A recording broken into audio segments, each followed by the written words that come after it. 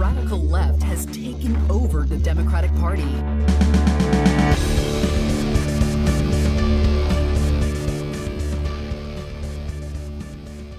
Hello and welcome to Think Progressively, covering politics and all the other chaos life has to offer. This is episode 43, recorded on Friday, July 2nd from Milwaukee. I'm Joe. And I'm Jason. And happy pre-4th of July, Jason. Yay. We already had Independence Day, remember? I chose my day. Oh, okay, good. This is like white people's Independence Day now. The enslavers' Independence Day. And on today's episode, we'll be taking a deep dive into the recent uncovering of mass graves of Indigenous children and their horrific history behind them. But first, the headlines. The fact is that everything he's saying so far is simply a lie. I'm not here to call out his lies. Everybody knows he's a liar. Up first, we have some good news. Well, potentially, I'd say good news. It's still good news. It might lead to better news. That's also true. Very recently, as of yesterday, the Trump Organization's CFO, what was his name? Alan Weisselberg was indicted on tax fraud charges. A lot of people speculate this will lead to him basically rolling over on the whole Trump Organization, possibly the end of the organization, and the potential indictments of other Trump high-level staffers, including the former president himself. We can all hope. According to the Associated Press, the tax fraud scheme in which the executive collected more than $1.7 million in off-the-books compensation, including apartment rent, car payments, and school tuition. $900,000 of that was taken and defrauded by Weisselberg himself. Well, accused, at least. Allegedly. And a lot of it has to do with not paying his fair share in taxes. That sounds familiar. Hey, these are true red-blooded Americans. Instead of drain the swamp, Trump should have drained his own company. Remember, according to Trump, if they're smart enough to figure out how to not pay taxes, they're good enough to be president. One thing that I did hear about these charges is it might lead to some of the loans being called up for the Trump Organization. Oh, really? That they're due next year, I guess, currently, but these charges would seem to indicate that they might be in default of some of the morality clauses in those loans that basically say that you have to keep your books properly in order for that loan to be valid. It's a covenant, I guess, in the loan. And these charges would basically say that they did not do that and may prompt some of these banks to call those loans due and hasten the bankruptcy of the Trump Organization. Now, I have a statement here by the former President Donald Trump. He calls it, unsurprisingly, a political witch hunt by the radical left. And my favorite part about this, Jason, did they just play in an old recording of Trump saying that throughout the last 4 years? But my favorite part is that they literally, the AP had to quote Trump directly because of his ridiculous capitalization. So they had to capitalize witch hunt and radical left in his quote, which I think is phenomenal. And this is the same investigation that we talked about in earlier episodes, coming out of Manhattan with District Attorney Cyrus Vance Jr. and the New York State Attorney General Letitia James. Yep. So this is the first big indictment right now. Hopefully a lot more to come. We'll keep you up to date. Woo! But take the good news as we see it. It's the small victories, you guys. So what do you think about this one, Jason? This is a weird one. Out of Florida, we have noted racist and Governor Ron DeSantis, who has just signed legislation requiring state colleges and universities to survey their students, faculty, and staff annually about their beliefs to ensure viewpoint diversity and intellectual freedom. And this is all based on the idea that schools are indoctrinating their students, right? That's all this is. Yeah, that they're creating socialists or communists or something. It's right, or like communist factories. Right, or the schools are just in charge by the radical left or whatever nonsense DeSantis is talking about today. The radical left has taken over the colleges. No, and I've also heard plenty of challenges saying that there's no way this is going to stand up in the courts due to, freedom of speech, freedom of privacy. Yeah, it'll be interesting when the first survey is due. What happens? And he's threatening to withhold funding from any schools that he believes are indoctrinating their students and staff. But the reason why I put this on here, though, Jason, is because, again, we have another example of how the supposed small government party and the supposed free market party is, again, intervening and trying to invade people's privacy based on, again, just BS, nonsense, nothing. Just trying to scare people into, more religious majorities, like making sure that they're Christian. And if people don't want to out themselves as atheist or not, that's really bad. If people don't want to out themselves as anything in particular, that's also really freaking bad. And what's to prevent anyone from just lying on these surveys either? Right. Like, this is just what's going to accomplish from this. And even if they have schools that have a vast majority of, we'll say, liberals, like their greatest fear, what are they really going to do? Are they going to try to get like affirmative action for conservatives now? Your school has to admit like 10% conservatives. And all of these schools have Republican youth groups and stuff They like do. that. It's literally not like there is a 100% monolithic ideology school out there. UC Berkeley, which is always pushed as being like the most liberal, the most crazy extreme left one. school, I guarantee there's a good chunk of those students that are conservative and vote Republican and whatever. It's ridiculous. So like you said, I don't know what they're going to think they're going to find. And I don't know what they think they're going to be able to do about it, no matter what it is that they do find. This just has to be another like grandstanding piece of legislation. Well, so he wants to run for president. Right. That's exactly what I was going to say. Like, this is just another way to placate to Trump's base and say, hey, I'm taking a stand when no one else is taking a stand on whatever the heck you're afraid of. I'm surprised he didn't say anything about critical race theory in this bill. I am actually just as surprised. And speaking of crazy people, in our next article, according to The Hill, Tucker Carlson has said on the show that the Biden administration is spying on him. Whoa. It's just another person taking one of Trump's greatest hits out for a spin. What is this? I'm surprised he didn't say Hillary Clinton. Like, oh, you got to cross that out and put Joe Biden in, buddy. According to the article, Tucker Carlson said on his show on Monday, alleging that Joe Biden's administration was, quote, spying on him in an effort to take the show off the air. He went on to say that there was a whistleblower from within the U.S. government who informed Carlson and producers at the National Security Agency, or the NSA, is, quote, monitoring our electronic communications and is planning to leak them in an attempt to take this show off the air. Did he just learn about Edward Snowden? Like, they're spying on everyone. That's the problem, Tucker. You were all for it when you thought it was because of Al-Qaeda. But now when you think it involves you, spying on American citizens is bad. This is insanity. Yeah, nobody cares what's on Tucker's show. Everyone knows he's a racist hack. Well, and even, according to Tucker Carlson and the whistleblower, supposedly, they're going to leak electronic communications to try to get his show off the air. Yeah, what are his electronic communications? So what's going to get him pulled off the air? And what he says should get him kicked off the air. If what you're saying is so bad that it's actually going to get your show pulled off the air, we need to have a conversation about that, man.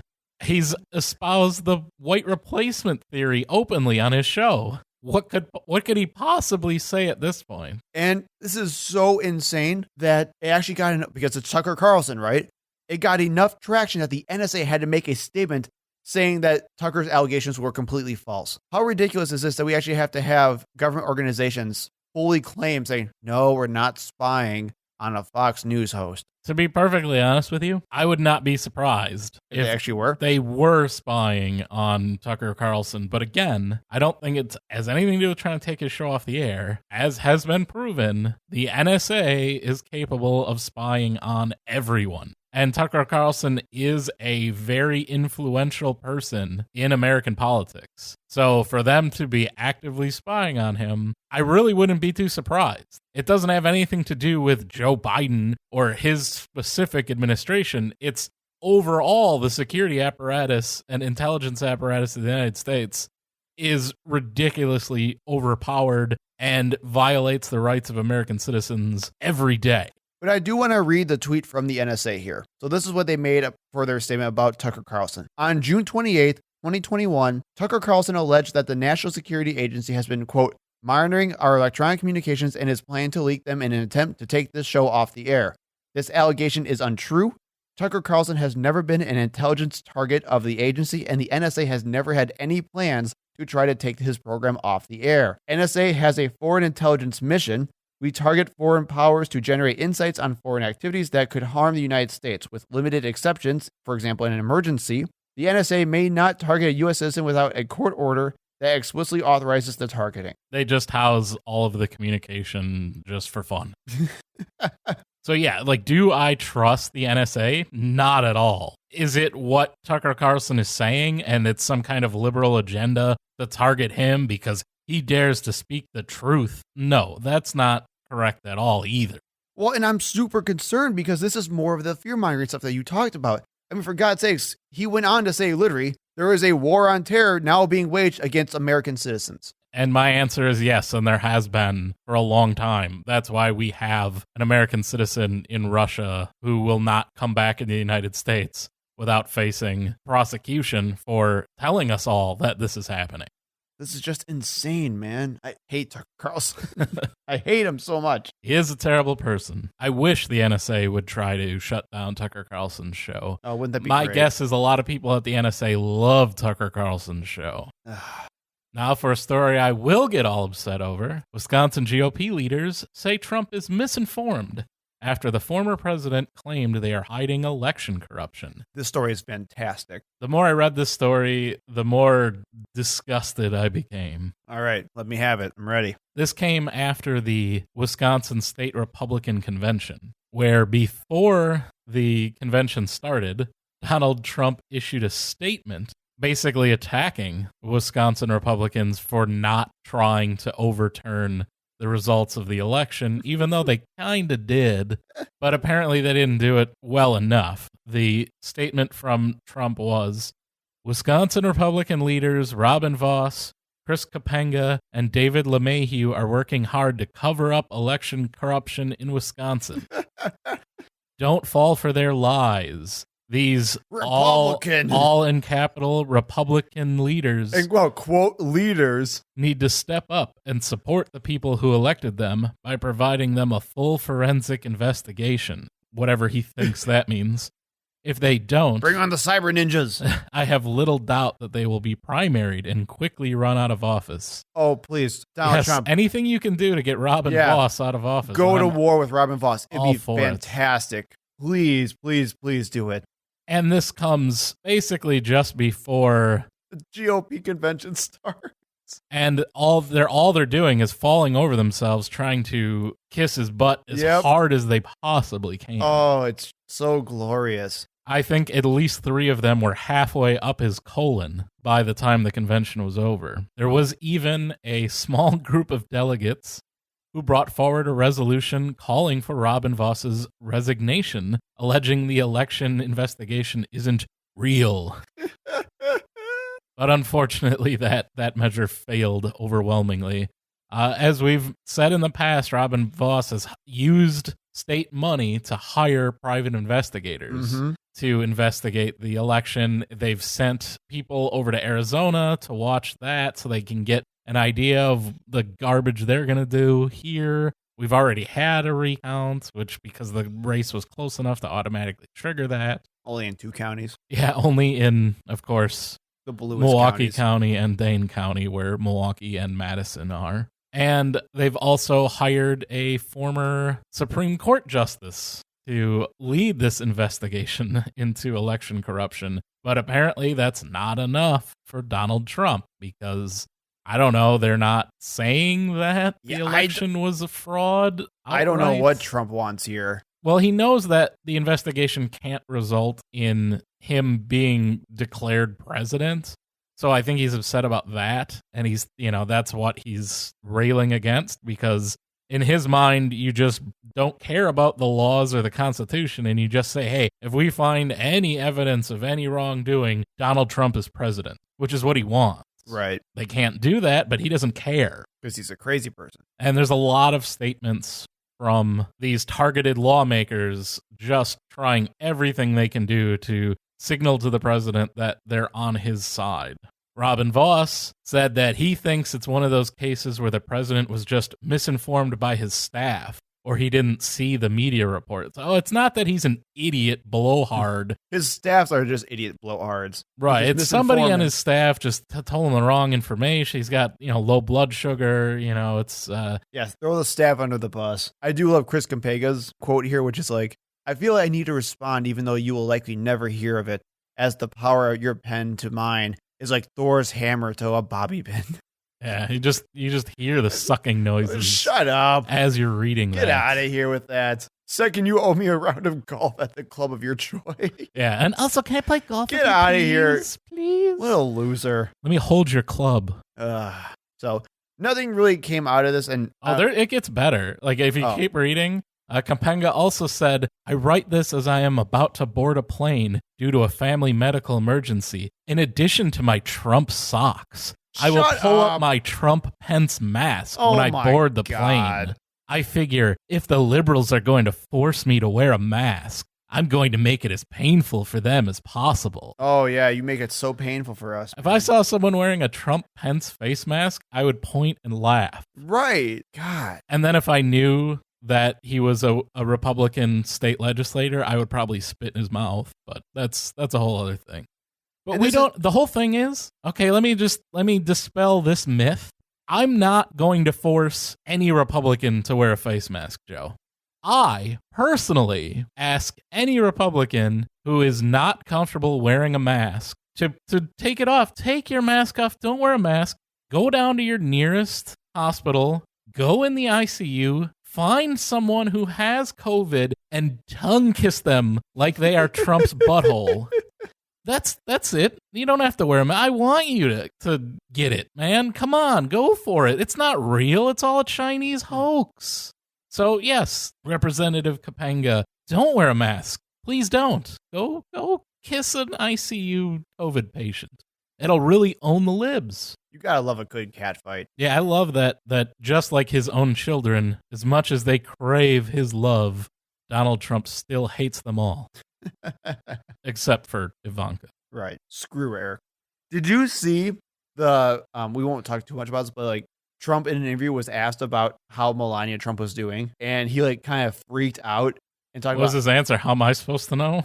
No, it was basically, we love our first lady. Oh, the first lady is, we love it. I mean, you really you understand how I should be president right now, right? Like it's, and he turned it all about himself. And it was the craziest 30 seconds I've ever heard. Oh, it's fantastic. The guy's a nut job, man. To set you up for the main story, we have some even more depressing news. The illegally, in my mind, conservative majority Supreme Court has upheld the state voting restrictions in Arizona, to no one's surprise. Yep. That's why they're there. That's why Mitch McConnell stole that seat, and that's why Trump appointed the wonderful people he did. So right along the conservative-liberal divide, the court split 6-3, upholding the voting limits in Arizona and stating that they do not violate the Voting Rights Act. And in response, Democrats did say that this is a big blow to democracy. Obviously, duh, it is. Again. But it's not a death blow. It just then puts more emphasis on Congress to act, basically. We need Congress. Oh, Did I just upset you more? Oh, as long as Joe Manchin and Kirsten Sinema will agree to get rid of the filibuster, they're super. Democracy will keep going. No. There are good Republicans. I keep hearing how there are good Republicans who also care about voting rights. Who also all voted against the Voting Rights Act. They care about voting rights in secret. They have good hearts. In theory. Yeah. Why don't you ever care about those people, Jason? I don't care about those people. Well, then you're just as bad as, I don't know, the people who stormed the Capitol. Yeah. Both sides are the same. I don't care. Just like being a Jew in Nazi Germany. But you are right, though. I mean, the whole point of this is it goes back, again, that Congress needs to act. And in order for Congress to act, we have to get rid of the filibuster. In order to get rid of the filibuster, we have to get Joe Manchin to do something about it. And here we are again. Yep. Meanwhile, Republicans are writing and passing legislation every day to limit access to voting. Although I would highly recommend reading Justice Kagan's defense. It's phenomenal. In case you weren't ready to kill yourself yet, let's go on to the main story. Let's do it. That was really a productive segment, wasn't it? It's hard to get any word in with this clown. Now, we usually talk about American politics on this show. However, this main segment is actually about our northern neighbor, Canada. Oh, trust me, it has a lot to do with the United States as well. Oh, it will. Last May, 215 bodies of children were found in unmarked graves near an Indigenous residential school in British Columbia. This was actually found by drones and ground radar technology, which I don't know if you got into this, Jason, but it's kind of phenomenal how they found this in the first place. Yeah, it's usually used for like archaeological surveys, Right. things like that. Which sparked a pretty big initial blowback. However, that wasn't the end of it. Last week, another 751 people, mostly children, were also found in unmarked graves of a former boarding school in Saskatchewan. And now, even more graves have been found, bringing the total up to 1,148 bodies all around Alberta and Saskatchewan areas. This is really bad. So the reaction that we've seen, they're pulling down statues relating to anyone who was associated with these schools. And this was like Queen Victoria, the Right. guy who basically started, I don't remember, it was like Franz something, whatever, I don't care. the prime minister. Yeah. And of course, a lot of the organizations who are still in existence but have this history in their organizations were called on to apologize. Many of them did. Unfortunately, Yay, as much as that gets you. I mean, Right. the Canadian government has apologized in the past. That doesn't do anything. right. But Unfortunately, multiple schools were also owned by the Catholic Church, which refused to apologize. in Canada, and when we get to the history, we'll talk about it, but all of the residential schools were run by different church organizations. Yes. This brought even a bigger backlash, and to the point where even 4 Catholic churches were actually burned down that were on native land in Canada within the last week. From there, Pope Francis actually did say that he was going to hold a summit with representatives of 2 indigenous tribes, first in Vatican City, and then they realized, well, that's a really dumb thing. We should actually just go there because they supposedly wanted to have it on native soil. So as of right now, still, the Catholic Church has not apologized officially for what they have done in the past. And other religious organizations have. Right. However, I guess there are plans to apologize in Canada in the future. I think his answer from Pope Francis was actually, look, if we apologized every time we abused the Committed child, mass genocide? we would be apologizing from here to eternity till Jesus comes home. God, man, don't be a Catholic. You can be religious, don't be a Catholic. So you might ask yourself, what is a residential school? What is this system? Why are there so many mass graves? How did we going get on? here? So let's talk about the history of these indigenous, native, American Indian, whatever you want to call it, school. Okay. And now I know this is a story from Canada, But we have to make it about the United States because we are all about the American-centric viewpoint. so we're going to talk just because I think it's important in a lot of ways, and I think if you look at the dates in this way as well, Canada kind of follows the lead of the United States, and probably the most prominent and important dirtbag figure when it comes to these schools comes out of the story of how they were founded in America. And I will say before we start, these schools have been around for hundreds of years. Yep. And, well before the kind of time frame that we're going to talk about. But a lot of those were actually on the reservations, and they weren't like boarding schools. The kids didn't leave their homes to go to them. They were there on reservations or on the land that the people lived on, and their children were still members of their families and of their communities while they attended. And it wasn't part of this cultural genocide. Well, and I so know to you speak. have this date listed later in the history of it, but I do want to just bring this up for emphasis. This isn't like a 200 years in the past type of thing. The last school that closed was in 1996. I was alive when the last school closed. And there are some schools that are still in operation in the United States. They're not run by the government anymore, but So let's make this very clear too. This is not it's over and done with. This is still happening right now. there are plenty of people currently alive that went to these schools and were abused. And I mean, their culture will never recover No, they from won't. what happened.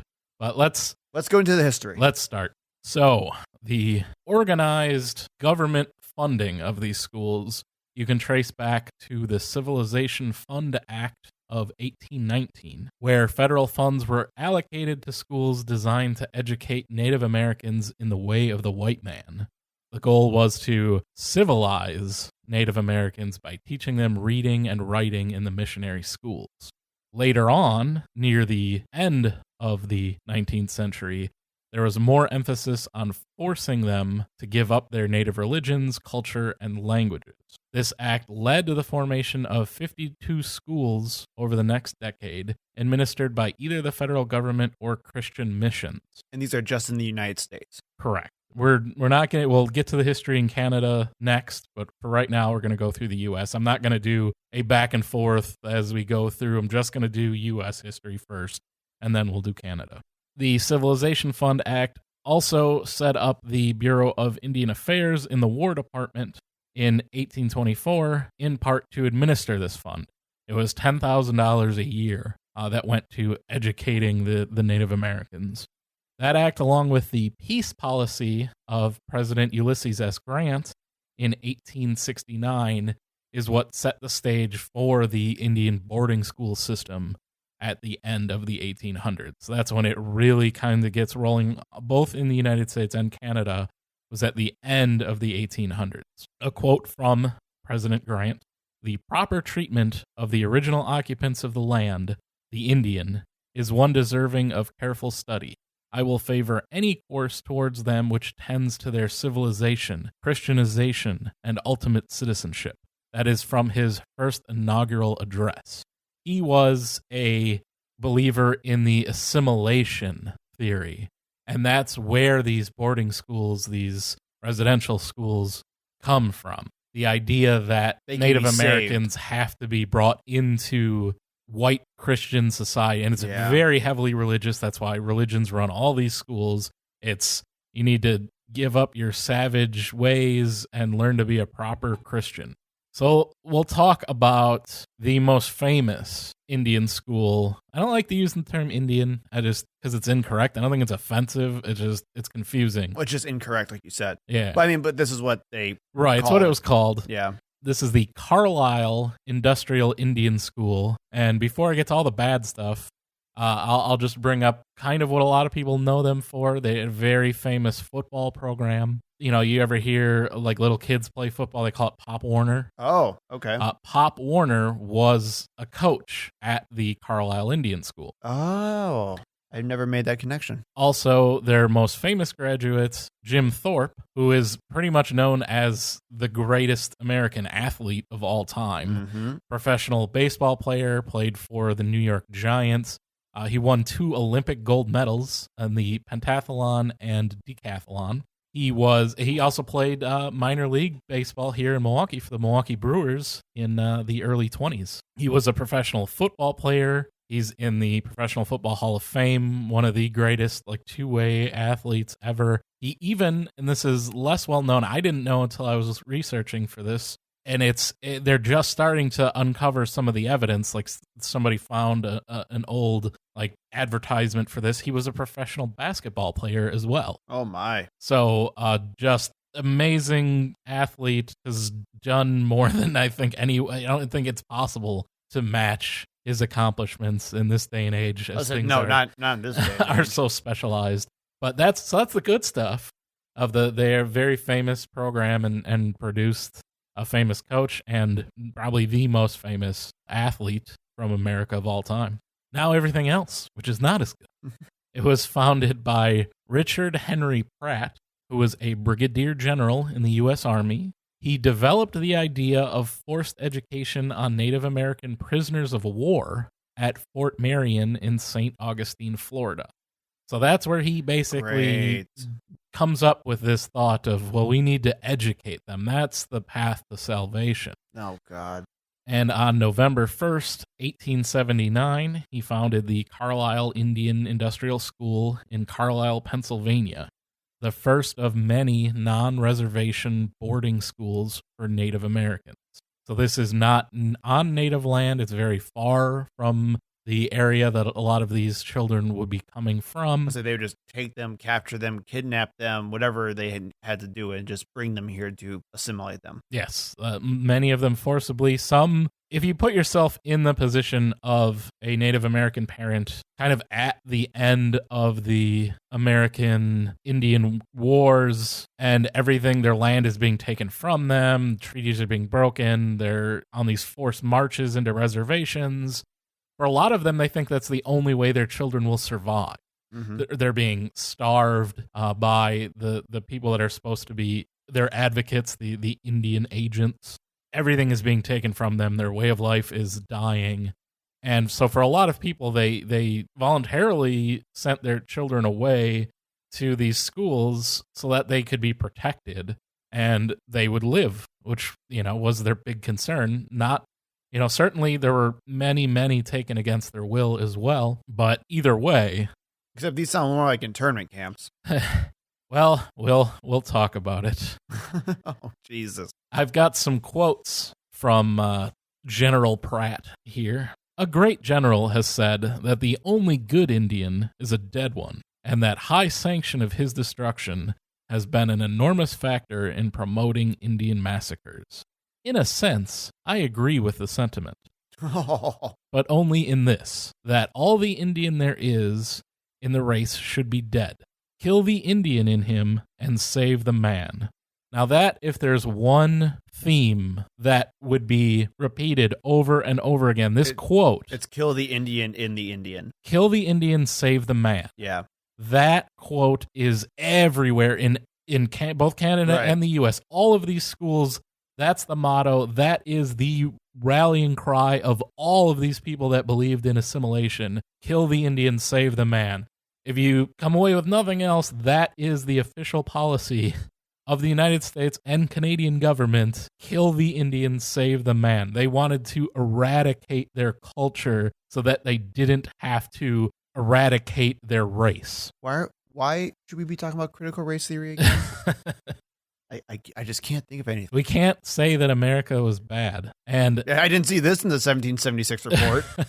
And another quote, "It is a great mistake to think that the Indian is born an inevitable savage. An inevitable savage. He is born a blank, like all the rest of us. Left in the surroundings of savagery, he grows to possess a savage language. A savage language. Superstition and life." Not like Christianity. I was just going to say, yeah, because Christianity is so, highbrow. We, left in the surroundings of civilization, grow to possess a civilized language, life, and purpose. Did not say superstition. Transfer the infant white to the savage surroundings. He will grow to possess a savage language, superstition, and habit. Transfer the savage-born infant to the surroundings of civilization, and he will grow to possess a civilized language and habit. Well, at least he understood nature versus nurture. Yeah, he just thought that everyone different from him was... At least he wasn't doing the whole bell curve thing. Oh, and he has a lot... you can read this whole speech. It's usually called the Kill the Indian, Save the Man speech. He gets into slaves and Africans and how they're all cannibals in darkest Africa. It's... Oh, there's more. I didn't include all of that because it's just a ton of it, and it's all bad. So he is basically responsible for the framework of all these schools. It's a good framework. Good Lord. And he runs Carlisle as a cross between a prison camp and a military academy. Again, he developed this in a prisoner of war camp, and that's the way this is run. Children that came to the school were stripped of their native clothing and accessories and made to wear military-style uniforms. Their hair was cut short, which is a cultural taboo for some tribes, who traditionally only cut their hair as a sign of great mourning, which in this case probably actually appropriate. Mm-hmm. Their names were taken from them. They were given new European names, and they were never to speak their original names again. Well, and now pause here really quick, even though, again, we already know this is horrible and awful. But remember going way back and we were talking about the idea of how cults indoctrinate their members. This is how it's done. And this is a prime example of how you do it, where they alter your appearance, they alter your physical embodiment of something or your physical identity, and then they force you to take upon a new identity so you become brainwashed into something that you don't believe in. So keep in mind, these are literal cult tactics by force, which are being used to commit genocide. They were only allowed to speak English. They could not use their native language. I said they were usually tortured. Yeah, if they were. Pretty much all of these things they were talking about were very heavily punished. Worship of Christianity, of course, because again, these are all religious-run schools, was strictly enforced, and most schools were affiliated with a Christian religious order. So that leads to these children being taught that their parents and families were sinners and they were going to go to hell for eternity for their beliefs. Yep. And I don't know if you know this, Joe. That is a form of child torture. Yep. That is still practiced today among some religions. Some? Well, not universalists. Okay, that's one. I mean, I'm sure you can find, not every religion has a hell, but certainly all versions of Christianity, other than universalists that I'm aware of. Right. I don't know what the Mormon hell is like, but it's probably not good. Is it Mormons or Jehovah's Witnesses that don't have a hell? I think it's the Mormons that don't have hell. Because I know they have like other planets that they get. I don't know what So happens if you're bad. Mormons, you just don't get a planet. I mean, yeah, basically, you're just separated from God. And you're, according to Joseph Smith, just gets like thrown into the pit with all the other like horrible non-Mormons and I guess black people. Well, their dark skin makes them evil. But this is not the Mormon podcast. Well, maybe someday we'll get to that. Right. And more horrible history about the United States. Breaking any of these rules could result, and almost certainly did result, in harsh punishment, including beatings, whippings, solitary confinement. They withheld food. They would make them dress in, like, if it's boys, they'd put them in a dress and make them walk around everybody. If it's a girl, they'll put her in boyish, quote-unquote, clothes and So basically humiliate these kids. Psychological torture. And they would do things like make them kneel on grains of rice with dictionaries in their hands, things like that. Just abuse, just horrible, horrible abuse. And keep in mind, this isn't even the sexual abuse that went rampant in these schools. Nope, I got that in. I was saying that's gonna be for later. Unfortunately, later. Half of each school day was spent on industrial training. Girls learned to cook, clean, sew, care for poultry, and do laundry for the entire institution. Boys learned industrial skills such as blacksmithing, shoemaking, or performed manual labor such as farming. They're big on teaching farming. Back when America was great. Well, I'm sure they needed a lot of labor on all of those farms that were around on the time. Since the schools were required to be as self-sufficient as possible, because the government was going to pay that much money for this, students did the majority of the work. By 1900, economic practicality became the goal of these schools, and the curriculum slanted even further towards industrial training while academics suffered. Okay, so not only are we having child torture camps, now we're having child torture camps for profit. Labor. Yeah, child torture labor camps. For profit. Of course, it's capitalism. Capitalism, baby. Many children were sent to white-owned homes and businesses for involuntary and unpaid manual labor. Well, slavery. During the summers. This is slavery. Yeah, well, they're kids. It's it's legal. In 1893, mandatory education for Native children became federal policy. If parents refused to send their children away, the Bureau of Indian Affairs authorities could withhold treaty-obligated annuities or rations, and even jail offenders. Oh, great. And I have here a story we'll put in the show notes. It is insane. On January 3rd, 1895, 19 leaders from the Hopi tribe were imprisoned in Alcatraz. Alcatraz? On charges for sedition for opposing the U.S. government's program of forced education and assimilation. Holy. Yes, so 19 leaders of the Hopi tribe were sent to Alcatraz for not sending their kids to these boarding schools. As an act of sedition. Yes. Holy crap. And how are we not the bad guys? Yeah. Oh, well, we are. Ask the rest of the world. Don't ask Donald Trump or any Republican, though. Okay. They'll just tell you George Washington, apple pie, Betsy Ross. Columbus sailed the ocean blue in 1492. And it was not until the Indian Child Welfare Act of 1978 that Native Americans' families finally received parental rights to their children and were able to refuse them being sent to off-reservation boarding schools. 1978, huh? There were other laws and changes between those times, but that is finally when it was in federal law that they were in charge of their own children's education and not the American government. Some statistics regarding these schools in the U.S. before we get to the Canadian history. There were 367 boarding schools in 30 states, including multiple in Wisconsin here. The Oneida School is one big one that we had. In 1900, there were 20,000 children in the boarding schools. By 1925, that number had risen to 60,889. And by 1926, just 1 year later, nearly 83% of Indian school-aged children were attending boarding school. Oh my goodness. We don't have very good records because nearly 62% of the school records have been lost or destroyed. Only 142 of the known 367 boarding schools have records that have been recovered. So we'll never really know the full extent Of how bad this was. Correct. So before we talk about some of the individual things and repercussions and all of that, let's talk about the history of now in the U.S. they call them The boarding schools. Yeah. Native boarding schools. In Canada, it's the residential schools. So let's talk about the residential schools in Canada. Now, this started officially, again, just like the United States, there had been these schools for a long time previous. It wasn't like a concerted, concentrated effort backed by the government until, in Canada, they had the Indian Act of 1876, which the longer name for that is an act to amend and consolidate the laws respecting Indians.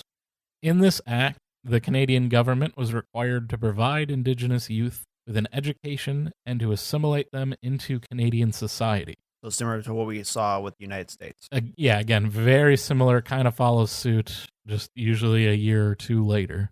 And in 1894, amendments to the Indian Act made school attendance compulsory for Indigenous children between 7 and 16 years of age. So this is 1893 in the U.S., 1894 in Canada, they made school attendance compulsory.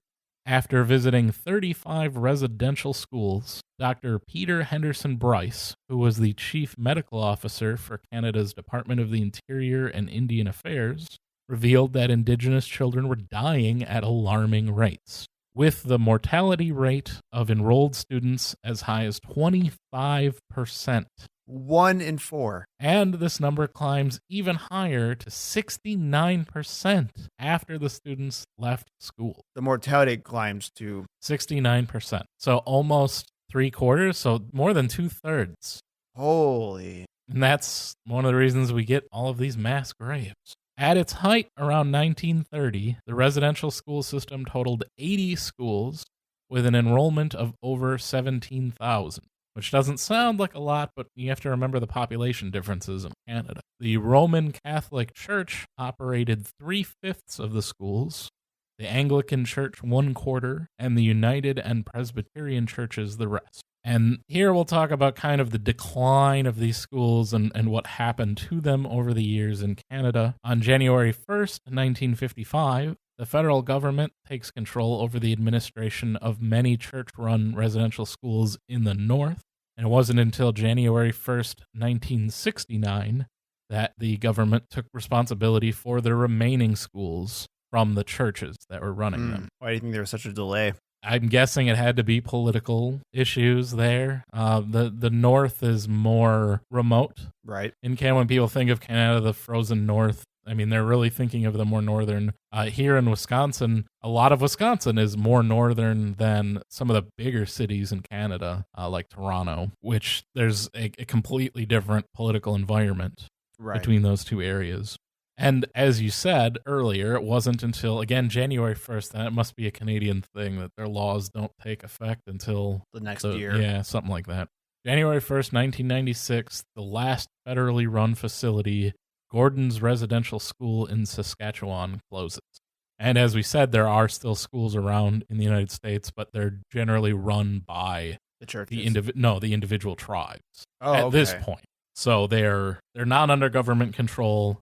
They're under the tribes. The tribes. There's another whole aspect of this that we don't have time to get into, but both the United States and Canada around the 1950s kind of make a move from these schools and like paying for their educations and keeping them away at schools and away from their families and then sending them back to just forcibly adopting them off to white families and like literally taking children away from their families and adopting them off because it's cheaper than running these schools. Oh my God. Because it's around that time that they were winding down, kind of trying to get rid of the expense of running these schools.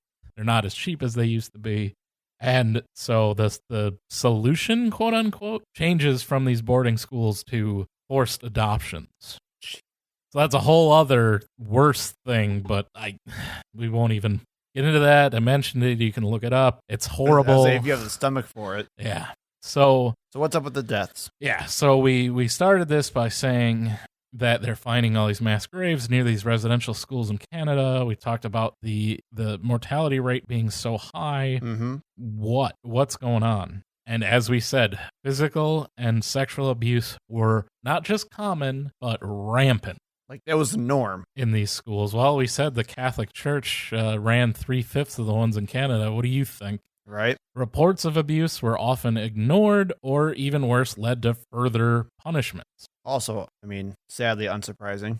Schools were heavily overcrowded and lacked proper medical care. Children, because again, this is all run by the state. This is money that has to be doled out. As the population of these schools grew, and this is in particular kind of around the 1920s during the Great Depression, where families couldn't afford, they had been hiding their children from the government, but they were in a situation where they literally could not afford to feed their children, so they were giving them more and more to the government to, send them off to a school where they'll be, at least cared for and fed.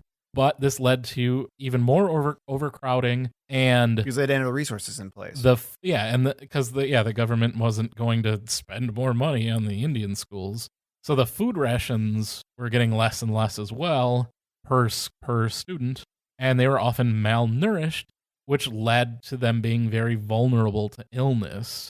And you saw a bunch of outbreaks of disease, which, as we've just seen last year, how quickly these things can spread. Well, imagine them spreading across an overcrowded school. Right, and how deadly it can be. Some of the diseases that they suffered from, tuberculosis and influenza, were the major killers. That was going to be my guess. And remember, this was through the 1918 period where we had the Spanish flu. Students were also affected by outbreaks of smallpox, measles, typhoid, diphtheria, pneumonia, and whooping cough. Man. Also, as you can imagine, in a situation where you're malnourished, beaten, raped, and your culture is being taken away from you, runaways were very common, and many children died of exposure or starvation, dehydration, because they were, as we talked about, they weren't anywhere near their families or their homes. They were just run off into the wilderness, and especially in Canada, where it's much more remote. There's no, big cities in a lot of the places. And they would freeze to death, starve to death, hurt themselves, and be unable to move. And if they were caught, then they would be beaten even more severely. And there's tons of stories of people that tried to escape multiple times. That we talked about Jim Thorpe. Jim Thorpe ran from a bunch of schools, and no one was going to catch him, obviously. So it's really a terrible history. There's no one cause that you can point to be like, oh, this is why there's so many mass graves and so many deaths. It's all of these things. It's just literally history, just kind of gesture back at the timeline. Yeah, they were not treated well. They didn't have the resources they needed to run these schools. They were run by people that their answer to everything was praying. But these are just the direct effects, like of the people dying directly from the harm of these schools or camps. I'd prefer to call them camps. This isn't even getting into the systemic effects. This isn't even getting into the issues of how these minorities were completely ravaged and destroyed and how they're handling that today. Why did that mortality rate go up to 69% after they left the school? What would be the cause of that? Well, children returning from the boarding schools often felt out of place within their own families, even viewing them as uncivilized savages, because that's what they were taught in the schools. They were brainwashed. So they go home, they see, they're living in teepees, and their whole family is in one area, and they're being taught through school that that's not how an American family works. You know, you've got mom and dad and children. You don't have your grandparents, your great-grandparents, and aunts and uncles and everybody in the same place. They're all very uncomfortable. They're speaking a language they don't understand. They don't have the same diet anymore, so the food that they are given is foreign to them. The dress, you know, all of their native clothes were taken from them. They were always dressed in uniforms. It's just like if one of us was to live with an indigenous tribe, Right. it would be a culture shock. And that's exactly what happened to these children when they came back home. And not on top of that, they were taught that everything that their families did was wrong and they shouldn't do it or they would get beaten. That's a very hard thing to come back to. Well, and one thing that I heard from this is that throughout the history of the survivors of these schools, they were often judged as, and I'm talking like we'll say the people who tried to civilize them, not through their own tribes, but they were often viewed as crazy or even like savage to the point where they're just not even up to snuff by even the lower standards of what they had at the time. And you couldn't tell who was traumatized and who wasn't. And you couldn't tell who actually had to go through this and who didn't have to go through this. And they were certainly ostracized by the families they were returning to in a lot of cases because they didn't speak the language. They didn't dress the same. They didn't act the same. They probably complained about a lot of stuff. Right. That means you have generations of people who were often ignored, who had probably severe mental illness issues, and no one did anything because they just saw them as either crazy, lazy, dependent, any horrible negative stereotypes you can think of, because I'm sure the actual like white civilizations or the white populations of Canada or even the United States for that matter were not taught about this. So they were just taught the negative stereotypes over and over and over again and just continue to ignore the problems that we caused in the first place. Yeah, this led to extremely high rates of suicide, alcohol and drug abuse. I heard a lot of high rates of drug abuse specifically. Yes. And as well as the lingering health effects from all those illnesses that they were subject to. Yes. And so if you go back to your family and you're not comfortable there, or you might be ostracized from them, well, you were trained for how to live in the white man's world, right? You go back. So many left the reservations trying to find their place in white culture. And of course, sadly, they found that they were, as we talked about, what was neglected as they pushed them more and more to do these jobs, and they're given to businesses and things on their time off. They weren't very well educated, unfortunately.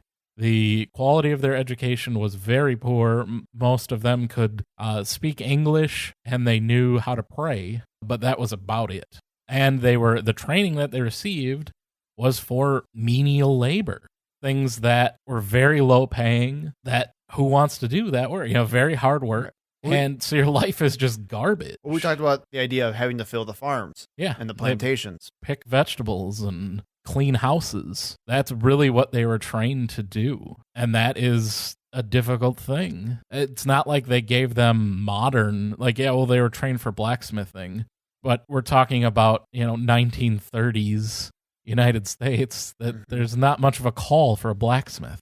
And of course, they suffered from a lot of racial prejudice, which still exists today. And this is the real damage because of the lasting effects and the systemic issues that have happened with this. Things that we just try to ignore for the most part in society. You get taught about the stuff on the battlefields, like Wounded Knee, Trail of Tears, things like that. But I never really learned about these schools.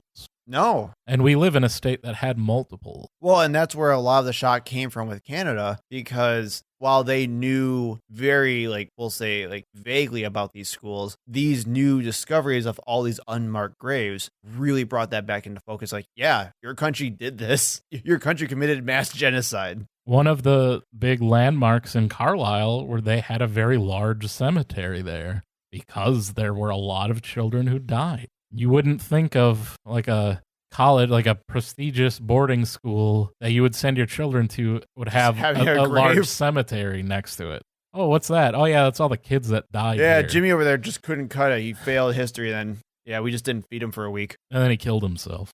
And that's the legacy of these schools. And I would really, really recommend, I know it's very difficult for many Americans to follow things that are happening in other countries, especially with how American-centric the news is for us. You should really follow this type of story. Things are becoming extremely intense over in Canada, and people are demanding action for what's going on. Like I said, there have been protests, rioting, multiple statues have been torn down, buildings have been burned. And justifiably, by the way, I would like to say, follow the CBC, follow the Toronto Star. That's where I got a lot of really good information as well. Look into this, because even though this is super dark and depressing, we should know this history. This, as Americans, this is the history of our country and our home, and it's a terrible thing. It's not just here and in Canada.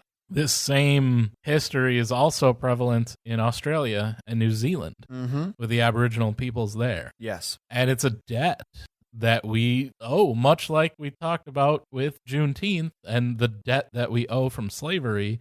We also owe, as the American people, and I'm sure I can't speak for Canada, but the Canadian people also own a debt to the natives whose land they stole and culture they destroyed. And it's something that you can never really pay back, but you can try. Well, and I think that's what upsets me as well, because where you're going to have to make such a big deal about going to Canada to make an apology on native land. I mean, great. I guess it's something. How about donating $100 million for education of surviving native and that's children? where I get upset, because I hate that the bar is, well, it's better than nothing, I guess. And that's what we keep saying over and over and over again with these types of organizations where, like, well, I guess they could have done less. No, we need to do things to actually fix these problems. We need to have policies in place to help fix these systemic issues from these lasting problems that we caused, that our ancestors caused, and just completely destroyed these communities. Like we joked about before, white people in these scenarios were not the good guys. No.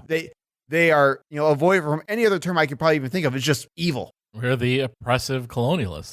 Right. And every bad thing that connotation brings with it. And just because, and I know this isn't exactly about this in particular, but I know you usually get the trope of, well, I didn't do anything wrong. Why are you making me feel bad because of what something my ancestors did? You don't have to feel bad. You don't have to feel guilty. You don't have to feel shame. Just help fix the freaking problem. Just recognize what happened. Understand that people in the past were shitty people and they did horrible and awful things to innocent people because they were different. And if you want a gesture, if you're the United States, give back the Black Hills, including Mount Rushmore. That, like, not only all these things that we just talked about that were done, we stole their land, made treaties with them, broke it, stole more land over and over again, committed cultural genocide and nearly wiped them off the planet. And then we also took one of their most sacred mountains and carved the faces of our presidents on it.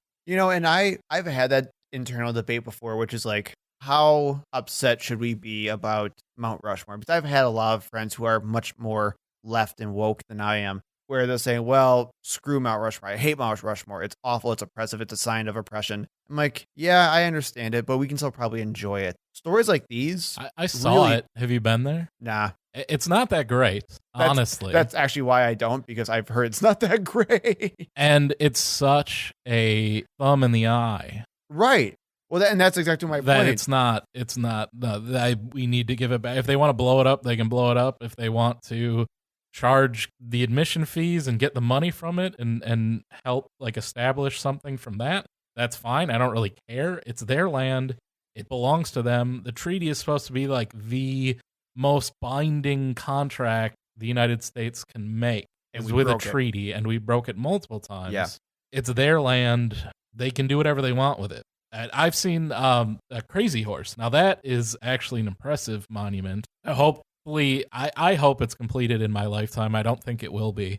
But you learn a lot more there than you ever will at Mount Rushmore. And yeah, I don't think Mount Rushmore, for all it stands for, I don't care about it. It just, the entire Black Hills need to be given back to the Lakota, who it was taken from, along with a couple other tribes. That's my view. That's the first thing. That's like where I would start if I'm president, which we should all hope never happens. I mean, but you have to, as a government, have to put policies in place to actually really fund the education programs on native reservations and sufficiently fund and give these reservations good resources for what's going on over there. Because even today, a lot of reservations now are still fully ravaged by poverty. What do you think the back rent is on America at this point that we owe? Probably pretty high. So we can never give enough, but again, we can try. Let's start talking about that national debt, huh? I think it's a lot higher than 11 trillion or whatever. Just recognize the history. That's all we're asking you to do. And we do have a little bit of show-related announcements here. We are going to take a little break, just a couple weeks, just to kind of a summer break, give us a little rest from all this depressing news. There's a chance to recover a little bit. You won't have a new podcast next week. Probably be a few weeks that we're off, but we will see you again. And let us know. Send us an email. What is it? thinkpropod@gmail.com. Yep. Or send us a tweet. And I'll respond. Let us know what you want to hear. And we'll be back with more depressing news in the future. Thank you for listening. We hope to see you in the next episode. You can find us on Facebook and Twitter at ThinkProPod. You can email us at thinkpropod@gmail.com. And remember, when in doubt, think progressively.